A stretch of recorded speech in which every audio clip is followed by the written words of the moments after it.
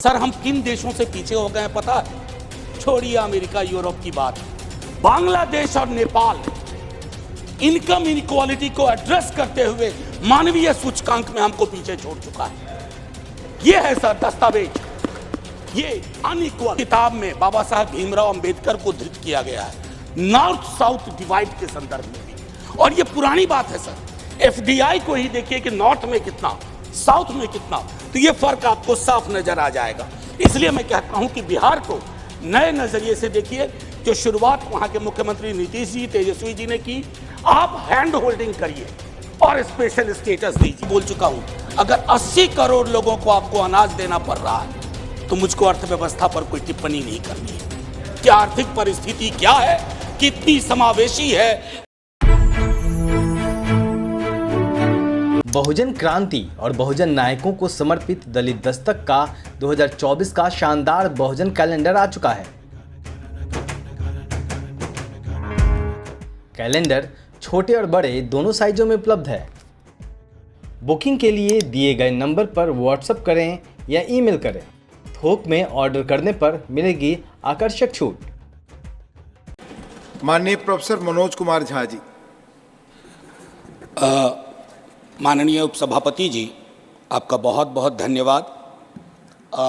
मैं सिर्फ ये कहना चाहूँगा, आज सुबह जब पता चला कि economic situation in the country पर शॉर्ट ड्यूरेशन डिस्कशन है, तो मुझे कभी नहीं लगा था कि हमारी पूरी बातचीत टैक्सेशन, फॉरेन एक्सचेंज रिजर्व्स और वगैरह वगैरह की चीज़ों में रहेगी। अर्थव्यवस्था का वो एक चेहरा हो सकता है, लेकिन एक जनप्रतिनिधि जो राज्यसभा और लोकसभा में बैठे हुए हैं, उनके लिए आर्थिक परिस्थिति पे जब हम बात करते हैं ना, तो सर सबसे पहले गरीब की थाली नजर आती है।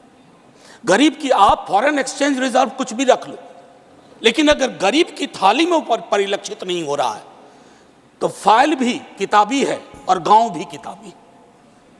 मैं सिर्फ, और हाँ बहुत बढ़िया कहा जावड़ेकर साहब ने कहा 80 करोड़ लोगों को, हालांकि मैं उस शब्द का इस्तेमाल नहीं करूंगा कि मुफ्त कुछ नहीं होता है सर।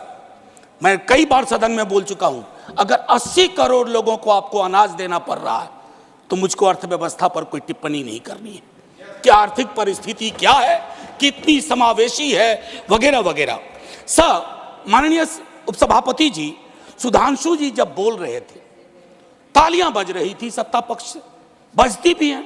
अब विजय साई रेड्डी जी को कष्ट हुआ तो उन्होंने कह भी दिया कि ताली क्यों नहीं बजा रहे हो।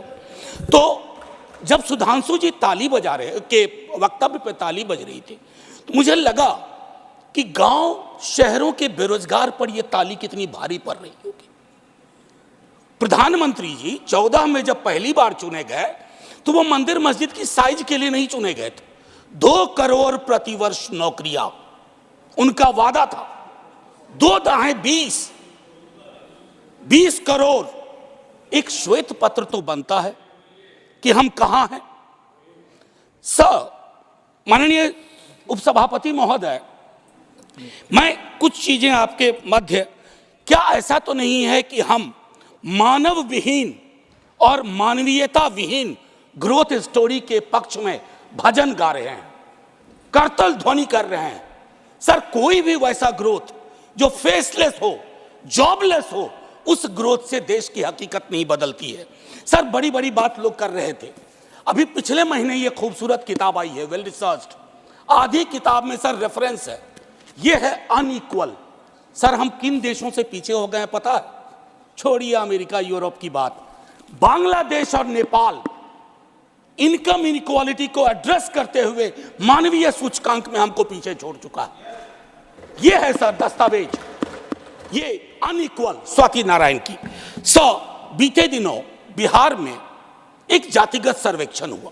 मैं चाहूंगा तमाम हमारे भाजपा के मित्र, उनको ना उससे मतलब ना हो, उसके प्रति विरोध हो, लेकिन एक बार उस दस्तावेज को पढ़िए, क्योंकि उन आंकड़ों में नंबर के बाद आर्थिक सामाजिक परिवेश भी जाहिर हुआ है।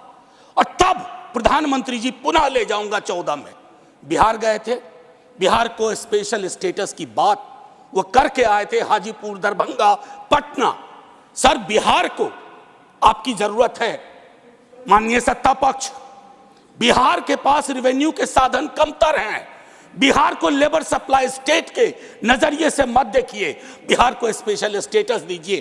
क्योंकि अगर आप इस किताब का विश्लेषण करें, सरकार के आंकड़ों का विश्लेषण करें, तो आपको साफ दिखेगा कि बिहार, झारखंड, उत्तर प्रदेश और मध्य प्रदेश देश के बाकी राज्यों से पिछड़ रहा है। उसके अलावा दूसरा पहलू कहता हूं माननीय उपसभापति महोदय, इस किताब में बाबा साहब भीमराव अंबेडकर को धृत किया गया है नॉर्थ साउथ डिवाइड के संदर्भ में भी। और ये पुरानी बात है सर, एफडीआई को ही देखिए कि नॉर्थ में कितना, साउथ में कितना, तो ये फर्क आपको साफ नजर आ जाएगा। इसलिए मैं कहता हूं कि बिहार को नए नजरिए से देखिए। जो शुरुआत वहां के मुख्यमंत्री नीतीश जी, तेजस्वी जी ने की, आप हैंड होल्डिंग करिए और स्पेशल स्टेटस दीजिए। दूसरी चीज सर, अगर मनरेगा में रूरल डिमांड बढ़ रहा है तो रूरल डिस्ट्रेस को एक्नॉलेज करिए। उसको एक्नॉलेज किए बगैर बात नहीं बनेगी। उसको डिनाइल से अब कुछ हासिल नहीं कर पाए। पॉवर्टी इंडेक्स पर आपने कई वर्षों से काम नहीं किया। आप आंकड़ों के बारे में तो सरकार का दृष्टिकोण है कि विश्व के टिम्बकटू में अगर एक आंकड़ा पक्ष का कोई बोल दो तो उसको प्रदर्शनी लगा देंगे। अगर कोई आंकड़ा सरकार को असहज करता है तो कहेंगे हम तो इसको मानते ही नहीं है, इनकी तो मेथोडोलॉजी खराब है। साहब नहीं, ये डिफरेंशियल दृष्टिकोण मत रखिए। हंगर इंडेक्स पे खुल के कहिए हम मीट नहीं कर पाए हैं। ये सत्ता पक्ष और विपक्ष का मामला नहीं है, ये मामला है हमारे कलेक्टिव फेलियर का। हमें एड्रेस करना होगा। आपको असल में लग गया सर, बस 1 मिनट लूंगा माफी के साथ सर, आपको असल में लगता है कि आप इनकम इनइक्वालिटी की बात ना करें, पॉवर्टी रिडक्शन की बात ना करें, अनएम्प्लॉयमेंट एड्रेसिंग की बात ना करें, चुनाव आप फिर भी जीत जा रहे हैं। मैं मानता हूं आपने वो तिलिस्म विकसित कर लिया है कि समस्याओं को एड्रेस किए बगैर भी चुनाव कैसे जीते जा सकते हैं। लेकिन जिन बोतल से निकला ये जिन देश पर बहुत भारी पड़ने जा रहा है। वेल्थ टैक्स को लेकर के, इनकम इनइक्वालिटी को लेकर मैंने कहा वेल्थ टैक्स 16 में आपने अबॉलिश कर दिया। किसानों के बारे में सर मैं कहता हूं, आप कहते हैं शेयर बाजार उछल रहा है, बड़ी तारीफ होती है सर। शेयर बाजार उछले और एक किसान आत्महत्या कर ले, एक युवा बेरोजगार आत्महत्या कर ले, तो आप किस चीज को कहेंगे सर? और कुछ नहीं कहना चाहता।